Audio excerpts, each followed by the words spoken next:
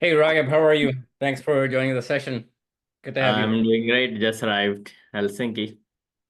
Helsinki, how's the weather there? It's still a bit cold, but not that cold, so it's all Gotcha. right. Well, awesome. Well, Raghib, you and I know each other for a few years, but there's a bunch of new folks that are joining, both from industry and I believe all over the world. Some of them are entrepreneurs, some of them are in the industry, and you've been an entrepreneur, you've been an industry leader, and so I think there's a lot of tidbits you can give people who are thinking of changing careers, starting companies, doing interesting stuff. So let's start with your early life. You went to NED Pakistan. How did you did your early education there, then you came here.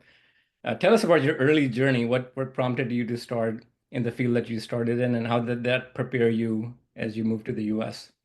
As you know, in Pakistan at that time, you either become a doctor or engineer, or maybe do MBA. These were the three kind of options that your parents will push you for. Right. So of course, I didn't have interest in doctor, so I obviously chose pre-engineering, and that's how I ended up in engineering field. In reality, my elder brother was also engineer, so he also encouraged me a little bit to that, hey, engineering is the right thing. And frankly, I did not know anything about engineering, about which field and so on and so forth. So after my enter there's a gap, and I did a lot of research, met a lot of people, and in those days, even phones were not that easy, and I used to, whoever I find and somebody in some field, I used to go, sometime in bus for hours or and go and meet those people, and try to understand, hey, what is it to be a mechanical engineer or civil engineer or electrical engineer and so on. But then my Right. brother said, hey, get the highest percentage, and whichever is the highest percentage, go in that. And that's how I ended up in computer engineering. But I think that was the best suggestion, because that kind of gave me an opportunity to really learn where the technology was going. I did not realize at that time that it's a technology that makes the civilization grow, and then as you keep focusing on what is the latest, it will automatically keep you at the tip of the spear. So that is the realization I came to learn later. But I luckily I ended up to be in computer engineering, because that was the highest percentage kind of option in there. Now NED itself actually was a great place. I would say it gave me an environment where, and of course, learning, we did learn, but I happened to be part of this group of students who were across the batches actually. So three batch senior, three batch junior, all kind of kids, and most of us, have had this urge, this desire that, hey, in fact, we have this complex that, hey, we do not have the right access to the information, and we were more of a driving each other in a self-driven way. And if some senior folks will go to, let's say, US or Western countries and so on, they will we'll ask them to bring a book, and they will bring the book on the latest topic, and whichever is the hot topic of that time, and we'll actually make copies of those and distribute among us, and we'll study ourselves, and we'll brainstorm, discuss. And in fact, that actually kind of made that entire group separate from the rest. Many of them actually are entrepreneur. Many of them are in the valley itself, and they are doing many things. So in that self drive habit that was developed over there, and kind of desire to learn and always keep learning, that habit that was developed there, that actually has been helping throughout. Isn't it fascinating that there are certain things you learn in school, but there are certain things you just learn on your own by getting your hands dirty and doing projects, and you never know where they would end up leading you. That is true. In fact, I would say, I mean, I'll accept it here. We were not the students who will attend the class. So the reason we had this time to spend with each other because none of us will attend the class, right? And I would say most of the thing that I learned, which is being used in a practical life, actually was out of the class, except there are few classes which we will definitely attend. I mean, also it all depends on the teacher and the type of subject. So there, I had a lot of we were all interested in, let's say, digital logic or electronics, digital electronics, and so let's say programming and so on. We will attend all those classes. There was a very good professor, Professor Noman, who will he was teaching solid state, physics. We will. I would say it was not that easy to understand, but the teacher was very good, so we will attend that class. Similarly, there was a chemistry teacher, Nilofer Master, who will attend that class. So it was more of a choice, which class or which subject do you like? We will attend only those. Rest we kind of figure it out how to get away with.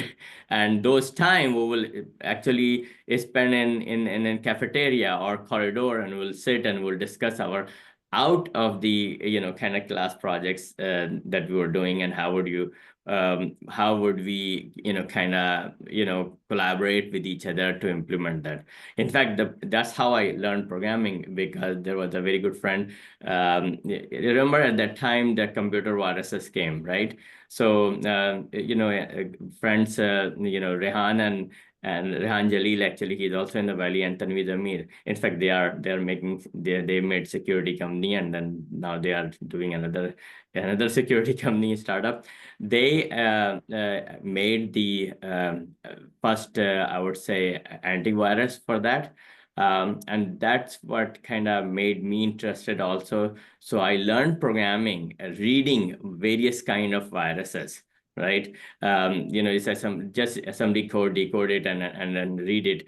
And that's how I learned a lot of techniques. In fact, that was my first experience of entrepreneurship 2 years later, when I made a general purpose, file virus system protection. It was a virus, but it was a good virus, like a vaccine for protection system. And that's what was my first experience, which I sold that software for a small $10,000, but still it was a first experience. Yeah, so it's I think Paul Graham has an article or essay at YC where he talks about follow your curiosities, and you find the gaps in those curiosities, and then amazing buildings, amazing companies get built through following those things. So in other words, you were a backbencher in school. I wasn't really backbencher, because the thing in this, so I used to be not that good in academic grade and all that, but for some reason I knew in a ninth, actually in ninth grade my percentage was pretty bad. It was like 65%. So the view was I will not get in any good college, and if I do not, then I will not be in engineering and so on and so forth. But then I did really commit myself, and 10th grade. So that's how I got to a reasonable engineering college, I would say Delhi College, which was not considered like a top over there in Karachi, but at least there was probability of going to engineering university, which is NED was the only one at that time, was there, right? But then I really committed myself in inter to get good percentage, and that's how I actually ranked 13th in the board exams, and that's how I ended up in computer engineering. So did you always think you were going to start a company, or was that a happy accident? Well, I think at that time, as I said, my first experience, it made me feel, okay, good, you can do something and you can make money. But of course, in Pakistan, it was difficult. And once I came to US, the the folks I was working with, they were kind of design house, but they wanted to do something, kind of business or product business. At that time, we were, reading the RFCs. This is a request for comments. Any new networking protocol comes, people write papers, and you can, give comments and so on and so forth. So that's how I I worked with few folks, and we actually made a product which was the first IPsec VPN gateway product. Actually, IPsec protocol did not exist at that time, but the idea was, can we secure this data link?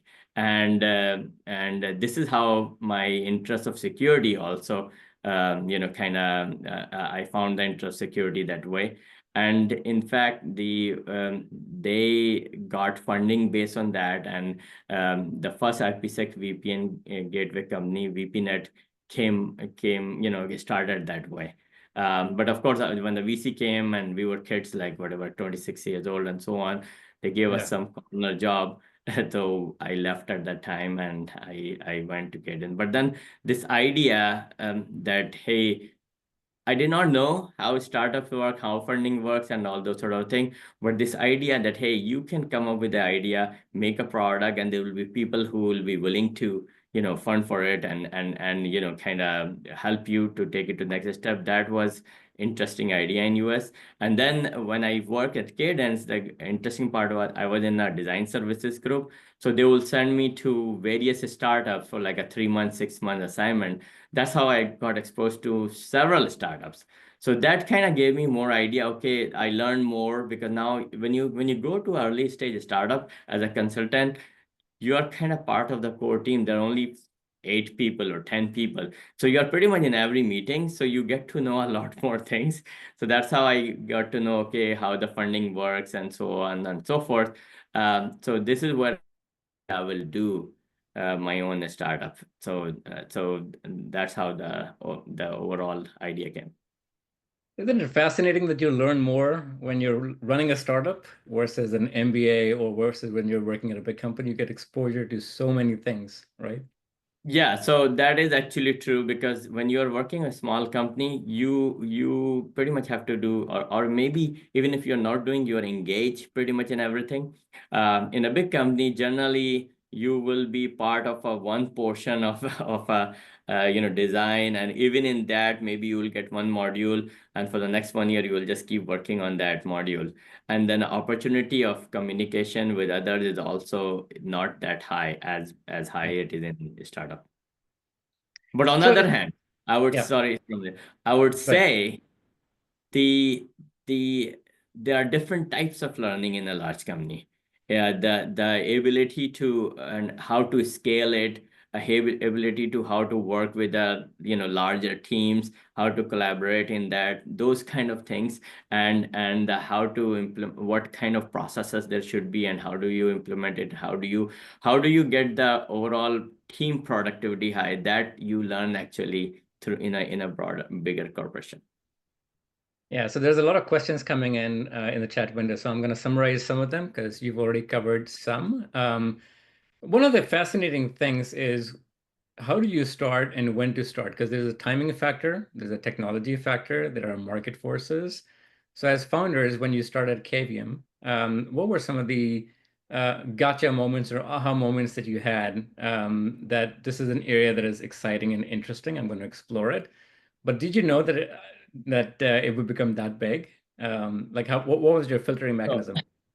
So first of all, I did not know what Cavium will do, and I did not know how big it will become. However, so as I said, I started with the idea that we have to do something. I have to do a startup. That was the whole thought process, and which is kind of silly, but I think the urge that, hey, I have to do a startup, that was there, and the simple thought process was, hey, I can get job anyway, any day, because I was reasonably good in what I was doing, so getting job was not a problem, right?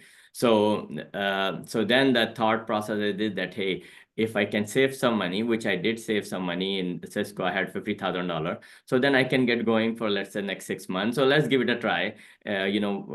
So leave the job and give it a try. And that's what I tried, one idea and another idea. The things I knew was, the chip design, I knew networking, I knew security. So all the idea that I was trying to do was around that, security, networking, and so on. One of the good thing at that time was that, the overall internet was, kind of growing.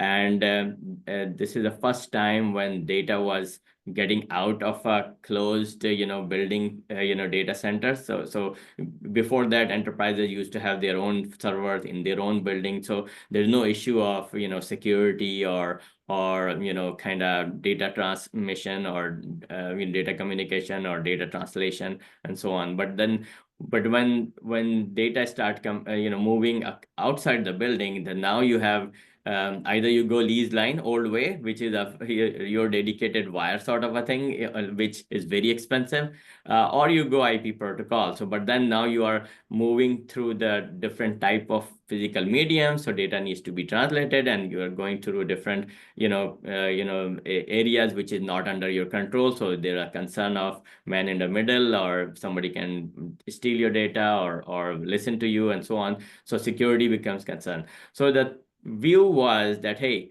if we can implement some mechanism to handle these complex data problems, security or data provisioning or data transformation from one protocol to another protocol, or from one medium to another medium, like a wire to wireless, or so on and so forth. If we have such a silicon which can do that, and of course later on today it is known as DPU. At that time, we came up with data plane processor name. So then that, as this data will grow, this importance of that will keep growing. By the way, it did keep growing and it still keep growing, right? Now the thing we need to process is actually AI, but in reality, it is a large data problem.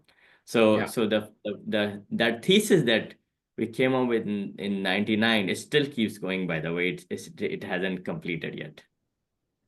Yeah, so I mean, it's so fascinating that you as early founders, you pick an idea and you never know where it's going to lead, but one thing leads to another. Like you said, it was a hardware problem that you were trying to solve, but you had to keep in mind data governance, software security, and so many other things. But these are things that people don't um, incorporate early on in their design. They just want to get a quick and dirty product out there and then iterate over time.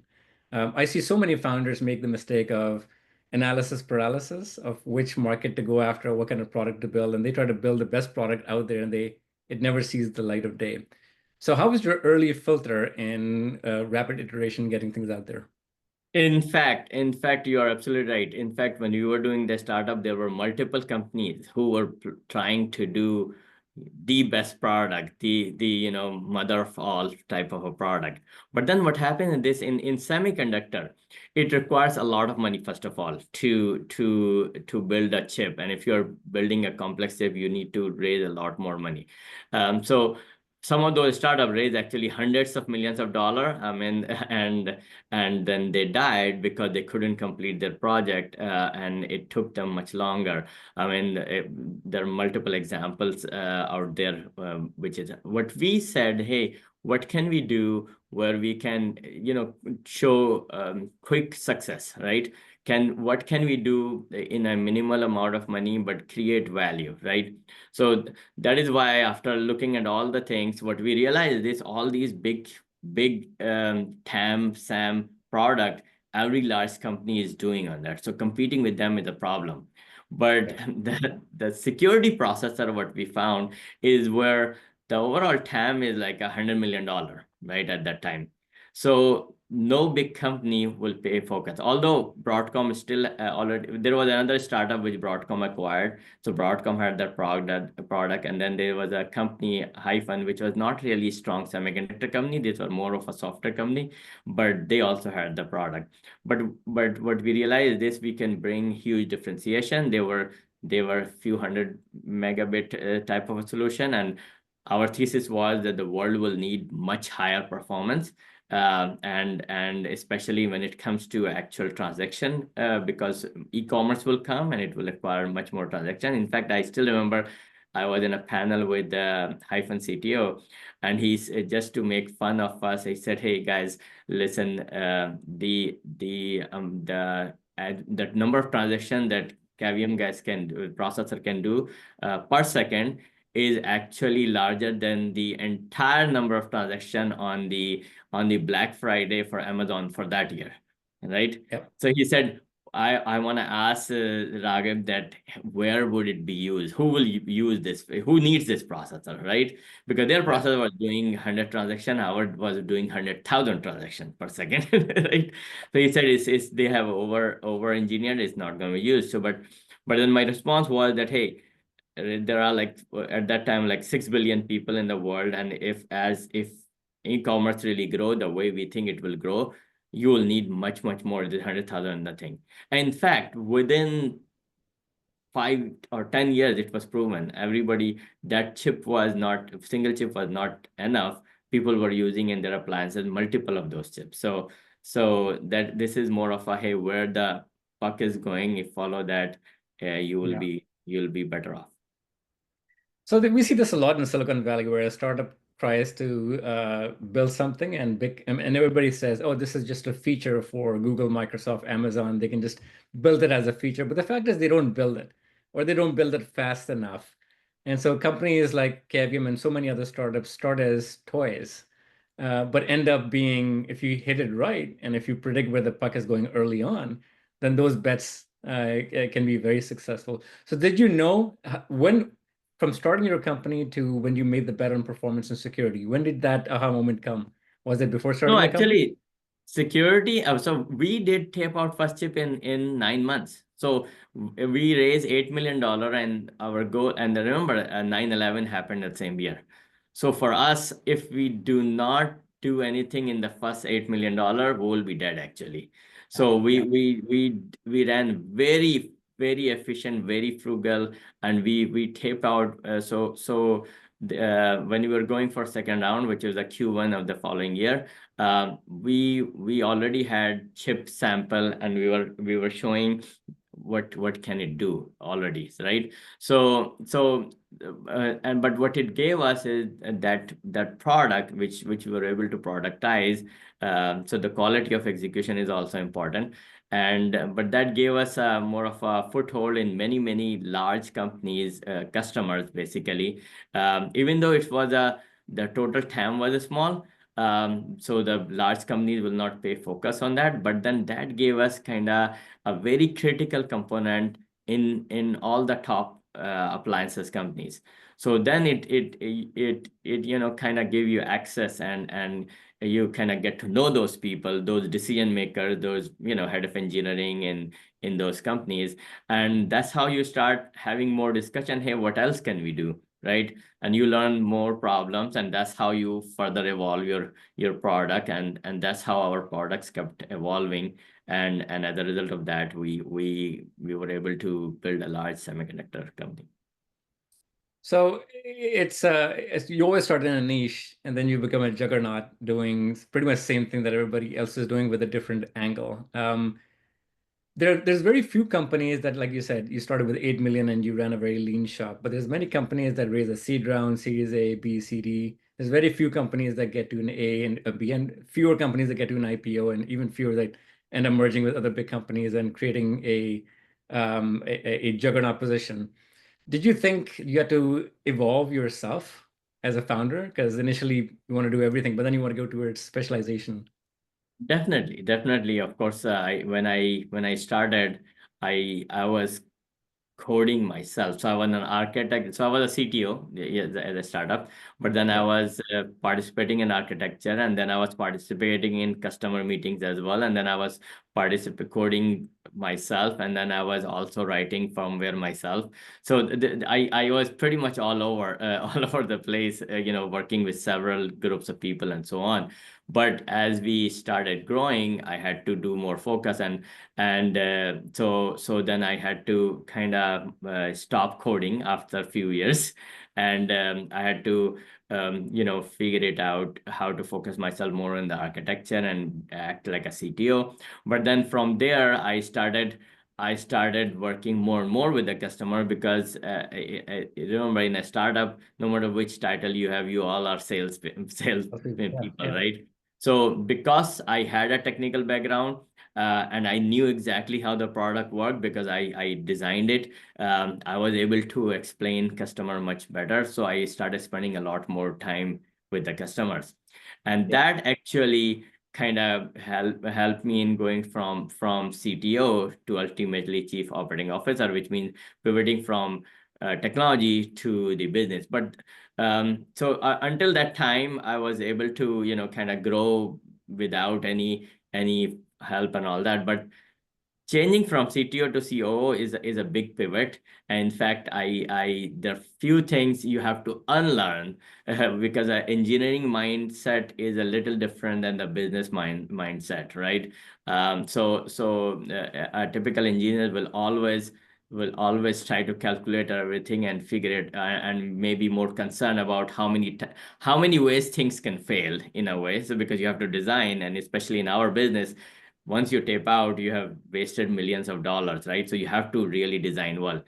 On the other hand, when you're business side, you have to go with the faith. You have to say, you know what, it will happen, sort of a thing. And and you have to look always glass half full instead of the glass half empty.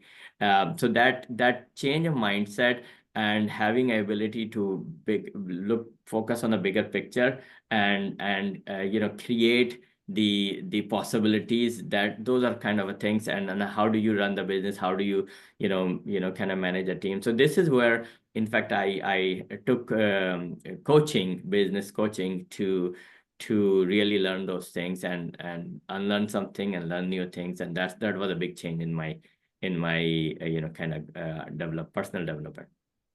Yeah, so I think there's a saying around Silicon Valley where you gotta, as a founder, you gotta fire yourself out of every position possible as quickly as possible. And that's a muscle that very few founders learn, which is delegation. Trust your sales team, trust your engineering team, trust your investors, partners, and let go of so many controlling things, right? So that must have been a muscle. I'm sure the coaching helped. That is what coaching helps, because in some you need to trust, but you also need to realize that because there's a temptation, okay, I can do it much faster, much better, but Yeah. this person can only be 70% or 50%. But the way you have to think is this: if you have 100 such 50% people, you can do much bigger things. So for a Yeah. scale, you have to do it, right?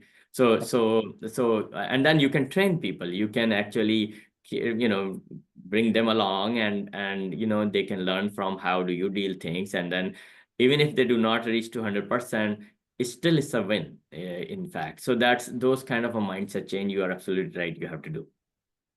Yeah, so I've always seen in Silicon Valley across other founders that they can get the product 0 to 1 because they're managing everything as an engineer and trying to optimize sales and operations. But from 1 to 1, that's a different mindset where you have to let go. And a lot of that involves hiring the right kind of people that have agency, that can take control. That's also very important, who you hire and delegate things to. Yes, coach, who is the coach is also important, and who is the person you are dealing with is also important. Not everybody will work in that way. I mean, this. And let's get to hiring. How did you build your initial team? Because dream teams are very hard to build and then maintain and cohere around. So the Silicon team, we were lucky because at that time, Deck Alpha was going pretty much out of business and getting acquired, and we hired pretty much the initial entire Silicon team. As some of you may know, Deck Alpha was the best processor team, at that time. So a lot of them went to Intel as well, and a lot of them, went to started various companies. So the core Deck Alpha team actually disintegrated into many processor teams, and Cavium processor team was one of that team. Gotcha. And so I'm reading through a few of these questions. What were some of the early mistakes that you made and you would have other founders not make? I mean, this is fascinating that you picked up a running, functioning team, but there are many mistakes that founders make, whether it's hiring, funding too early, going to the wrong market. How do you advise other people from your personal mistakes that you made? Well, I would say when we picked the market, we picked too niche of a market. And in some ways we got lucky because the importance of security increased in the subsequent years. Otherwise, it was very small TAM, I would say. if the importance of security did not increase, that would not have been a success story. So when you are choosing a market, while if you choose a really large, then the large companies are going after that. So maybe you pick a large TAM, but there's a small portion of that, which is kind of can be a niche or very specialized solution where you go, because you do not want to get stuck in a small TAM market. Correct. So here's a follow-up question. So when you subsequently IPO and then merged with Marvell, how was that experience? What was the impetus behind it? And did that organically happen, or did you want it to have? Did you wish it into existence, or was there a process that you followed? No. So that was the most challenging time, because of course we were, even though Cavium when we sold was 2,000 employees and $1 billion run rate business, but we were still running like a startup. Just to give an Yeah. idea, we did not have, the entire company has one EA, which was shared between me and Syed and some others, right? So we used to do our own calendaring, our own, everything we will do. We were very, very startup style company. We did not have processes. So it was hard to scale further with that thing. So one of the best thing I think I learned, my experience in Marvell, how do you take it to the next level of a scale, right? How do you really, I mean, if you're coming from a company where a $10 million design is a big design, it's a different mindset and different strategy needed to have $1 billion design, right? Because it's not even 100 million; it's $1 billion. It's like a 2 order of magnitude difference, right? What kind of thought process you need? What kind of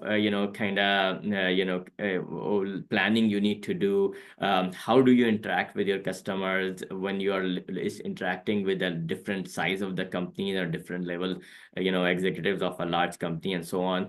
All those things you learn when you get exposed to that. And I think this is where was biggest learning at Marvell. How do you implement processes to handle so many more things? How do you delegate more? How do you enable your team to be able to be more productive? So a lot of those growth, I would say, would not have happened if we just could keep trying to grow Cavium itself, because sometimes you need the outsiders to tell you what you are doing right or what you are doing wrong. In this case, actually, we were acquired by Marvell, so in a way we were outsider. But then we had to assimilate to their culture, and the good part was the Marvell itself was going through a whole kind of evolution process, and the entire management was new management and so on. So it was a very good timing where we were able to together implement a culture which was more of a driving innovation and growth and enablement. So that was a very good learning process. So there's a follow-up question to that. When a lot of M&As usually don't work, but you made it work with Marvell. So what was the secret sauce? What was that division of labor, and how were those boardroom meetings set up for Yeah, success? so I think one of the thing which I would say, it is very difficult for a founder executive to accept that their way of doing is not the right way, is not the only way of doing, first of all, and not the Yeah. perfect way of doing, right? Right. But I think this is where, for me personally, so first of all, as I said, the overall Marvell team was also, kind of relatively new at that time. The CEO and executive staff started a year before Cavium, right? But then what was also my own style, because I always want to learn. So to me, okay, let's just see how these things work. Let's just see how these people work, and so on. So there were a lot of frustration and challenges for me personally in the beginning days, because I could see the speed, the things, the time it takes were increasing. I mean, things that could be done very fast, it's not that fast anymore, right? But then this is where coaching also helped, that like you can, if you want to keep running fast, then you will not be able to go too far, right? There is a saying that, hey, if you wanna, if I forgot exact saying, but the bottom line is, if you wanna go far, you have to take everybody along, right? So this is where that understanding and that realization that, hey, I cannot keep doing everything myself, and if we need to have this large giant machinery run in a coherent manner, we need to have these processes. And yes, process do slow things down a bit. It's just like a traffic light, slow. It slows something down, but actually it allows the scale at which that traffic can move. Otherwise, it will be total chaos, and nothing will be able to move. So that kind of a realization. So it takes a village to build a company, and there are many unsung heroes that are part of the village. I didn't have this question, but this thought just came up to me. Many of the unsung heroes are part of your family, your wife, your kids, who went through this journey with you from starting a company to IPO to the merger and next steps. So I'm guessing she was very, very supportive Definitely. of the journey. It is very important for your family to support it. And because the thing is this, you have to have a peace of mind at home to be able to focus and be productive. And frankly, and people talk about work-life balance concept. Anybody who want to do that, please do not do a startup, because startup is Right. balance. Yeah. Startup means there is no difference between work of life, because everything is a work, right? So so the thing is, as a result of that, of course, I won't be around for, throughout. I'll leave early and come late. In the meantime, the house has to keep going, right? Kids have to go to school, kids have to go to wherever activities, and doctors, etc., etc. So of course, Yeah. all those was obviously done by Kamal. And then I'll travel a lot also, right? So then all the things which needs to be taken care at home, she has to plan, she has to take care by herself. Yeah, I remember when I met you the first time, I think last year, when we were having lunch, and I said, well, I did, I don't know, 60 or 70 flights the year prior doing sales. And you were like, oh, I did 140 flights, and most of them were overseas. Yeah. So in 1 year, actually, I did um, for 350, 400,000 miles. So that Yeah. was the busiest year for me. And of course, when you go those, so you're gone for a week. So you do not even. I mean, this is interesting. So when I started a startup, and I told my wife, hey, if there's an emergency, do not call me, call 911. That's fascinating. I've spoken to a few of your folks at Marvell, and one of the comments I heard from them was there's always a fire drill going on, but Raghib is like a calm Buddha. When he walks up to the stage, it's like he's walking on cloud nine, and everybody else is like, "Oh shit, this is not gonna work." But then you make it happen. What's the secret sauce there? Is that also coaching, or you were just born that way? Yeah. So the thing is this. One of the things I learned early on, when things are challenging, or when there are uncertainty out there, as a leader, if you also get panicked, then everybody will panic, and in fact they will run away. We'll say, what do we do? Like So, getting shit. Yep. yeah, it's a leader's job. The more things are uncertain, the more certain, more calm and certain you have to behave, because getting anxiety doesn't help. Actually, it actually reduces your thinking ability, because your brain quickly goes into fight or flight mode, right? And when that happens, your most of your brain stop working, right? So you either panic too much, or you will freeze. Both ways is bad, right?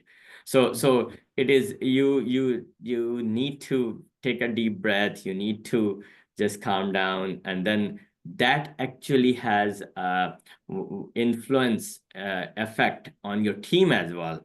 Even they Right. will calm down. They will not know why, but they will know, okay, maybe it's not that bad. So let's just sit together, think. So as a result of that, the entire team in will have a positive attitude and will be more into problem solving mode rather than panic or anxiety mode. But that is a job of the leader to drive that.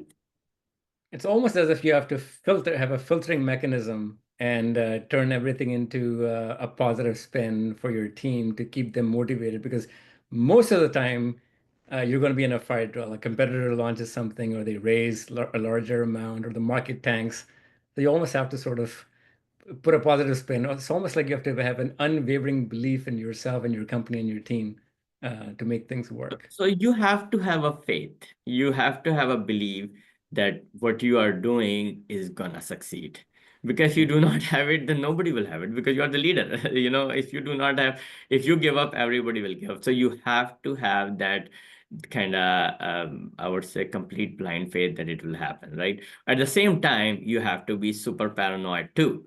So which means you should keep your eyes open and see what else is going on, because you cannot ignore either. You cannot, while you have to have that level of blind faith, but you cannot afford to be blind either, right? So you have to keep that kind of balance, I would say, where you have to be paranoid, you have to be very aware of your surrounding and what's going on, but at the same time you have to have this faith, no, we will figure it out. And it's like this, that hey, it's to me the perfect example I give this, hey, it is like a walking in fog, right? uh, you do not know where would we go and how would we get out of it, right? Because you can't even see what it is. But as long as you can see where the next step and you are generally in the right direction, then you can keep going, right? So because maybe you can see it next 6 foot and then just keep going, keep proceeding with that, because that is better than anything else you can do, right? So if you think that hey, we will figure it out, because if anybody in the world can figure it out, we can figure it out, so let's just keep moving. So that attitude actually helped. Yeah, so action produces the best result possible, right? So it's like Definitely, action actually gives you 50% probability versus inaction, which is zero probability. running a marathon. At some point, you just got get into the rhythm, and it's one step in front of the other to get to the Yep. finish line. Yep. So you've done startups, you've done IPOs, you've done mergers, and now you're joining Altera as CEO, which is almost like a private equity play. How is that transition Is happen? in my mind, it is another startup. It's a very large startup, but it's a startup there. So I would not categorize it as a typical private equity play, or even though it is a private equity play. Silver Lake is a PE, but if you notice, Silver Lake is a different type of PE, right? They are long play team. They do not act like a typical PE play where you get in, squeeze, optimize, and flip. That's a typical P. Silver Lake actually believes in creating value in the long term. If you look at some of their example, like Avago Semiconductor, Broadcom Avago is one great example. NXP is another great example. Dell is another example where they took these businesses private, but then they did invest them in a right way, and then they grew it. They made it a profitable business, and then they expanded it further from there.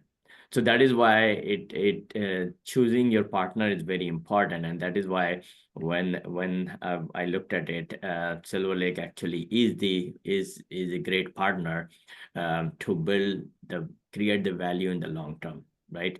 To me, it's a startup, very large startup, which is already kind of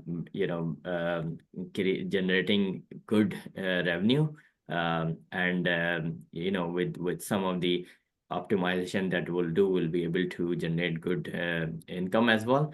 And then on top of that, we will be able to invest in the right direction, right things, and execute the pace that we want to execute with, which is a more of a startup like pace. And this is how we'll create value. So that's a whole plan. Fascinating.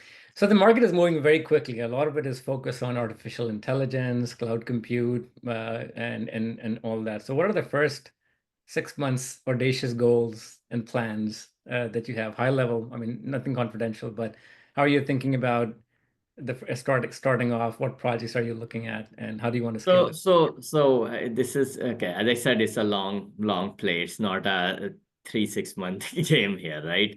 The goal is, of course, for my this company has been around for about 40 plus years, right? So what happened in this, when something is around for such a long time, you need to take a fresh start, fresh look, and you need to see what are the things that needs to, you need to double down, you need to invest further, and you need to do things. And what are the things that you need to change the way you were doing, right? Of course, I have certain experience of semiconductor, and I have certain experience of the AI also through our customers, as well as through investment in the AI thing. I believe this company has a lot of potential, and a lot of things can be done.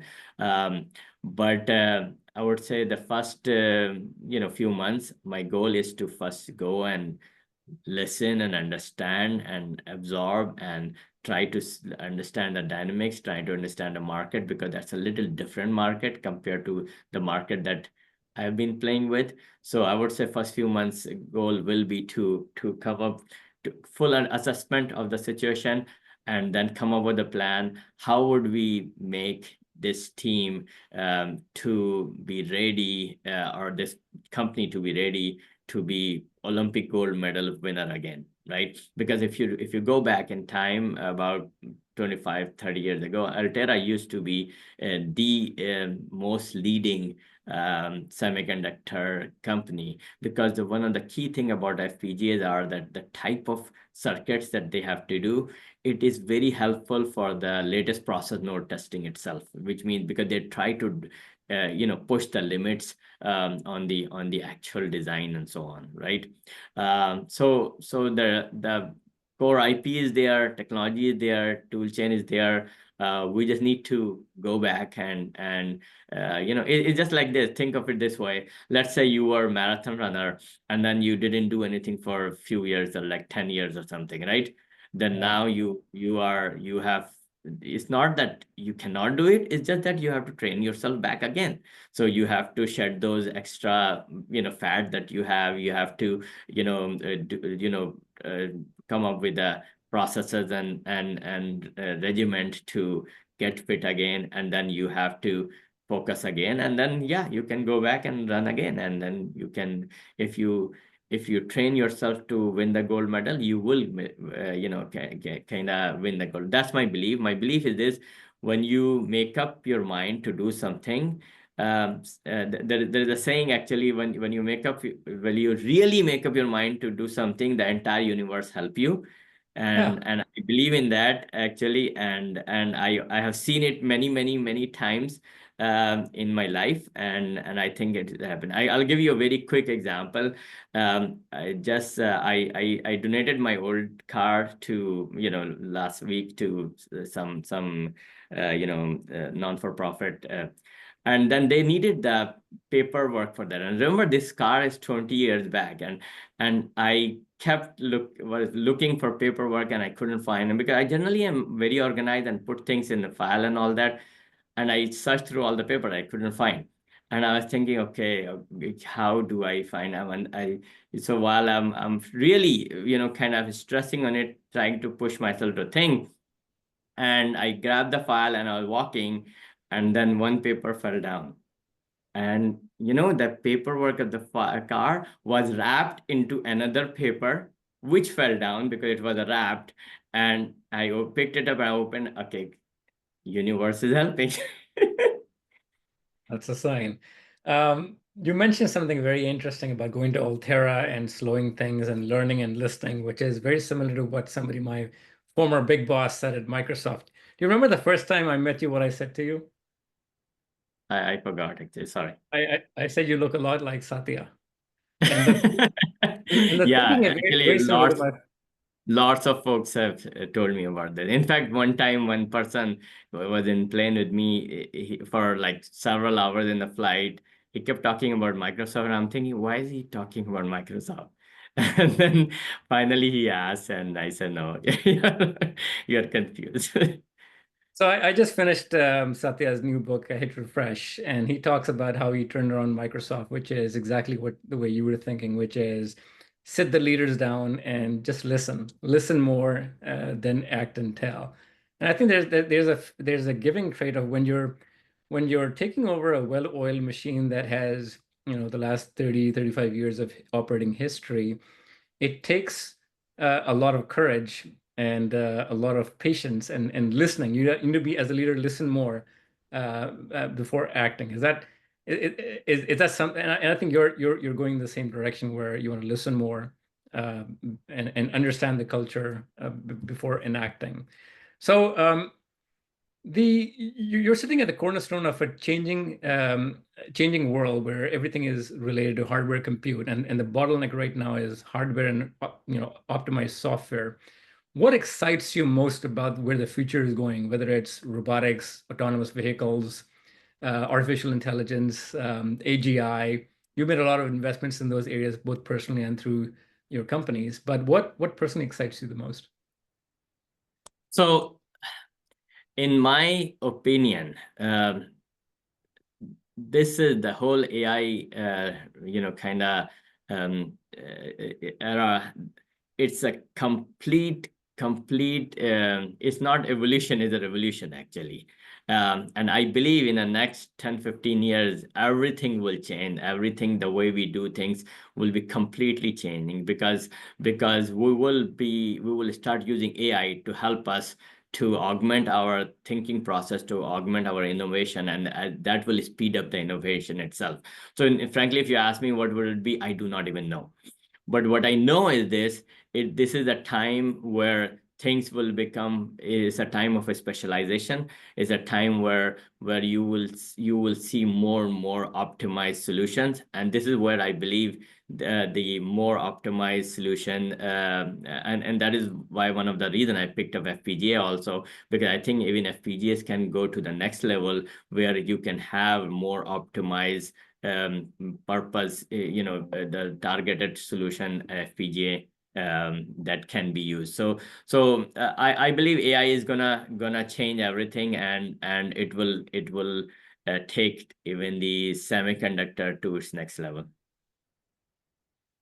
Um, You're going into the company with a lot of pre-built relationships and partnerships, whether it's customers or a huge network. I'm assuming you're going to continue wearing that hat of talking to a lot of customers and figuring that out. Definitely, definitely. That's my that's my, yeah, I should say, one skill that I believe I can do. I can build relationship because this will be completely new set of customers.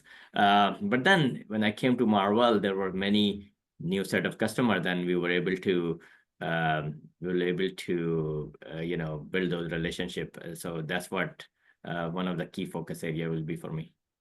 One of the things I learned is that at the enterprise level, or when you're selling large contracts, people buy from people. At some point, technology becomes secondary. Do you think that's very true in your line of business as well? I would say technology is very critical in our line of business because a hardcore semiconductor. Yeah. So without that, you do not have anything, to tell you the truth. But in reality, I would say there are a lot more in building large businesses than just the technology. So technology is enabler. Without that, you have nothing. It's like a foundation, right? But once you have it, you still have to build the entire building, right? So there are a lot of details you have to focus on. So let's switch gears a little bit. You've made a lot of investments in Pakistan, and you're running a healthcare project, which you almost started as a nonprofit to help the Pakistan community on the healthcare side. Do you want to tell us how that all started? Yeah, I think I did touch a little bit on that in on my open talk. So I was frustrated with the healthcare system and so on because my wife was sick for some time, and then I started using actually AI model to feed the data and then and really do the queries and prompt engineering, I should say. And frankly, this is how we diagnose, and once it's diagnosed, then we were able to solve the problem. So what made me think is this, that the problem today's world has, that there's so much pressure on doctors. They do not have time to put everything in the context and the entire history in the context and all the symptoms and everything. They hardly give you a few minutes. In that few minutes, how can a human being can go through all the data and connect all the dots and come up with this? Is where AI is the best, kind of partner for them. I agree. So I think thank you everybody for your questions. I try to ask everything in a flow as possible, but thank you everybody for joining, and let's wrap it up.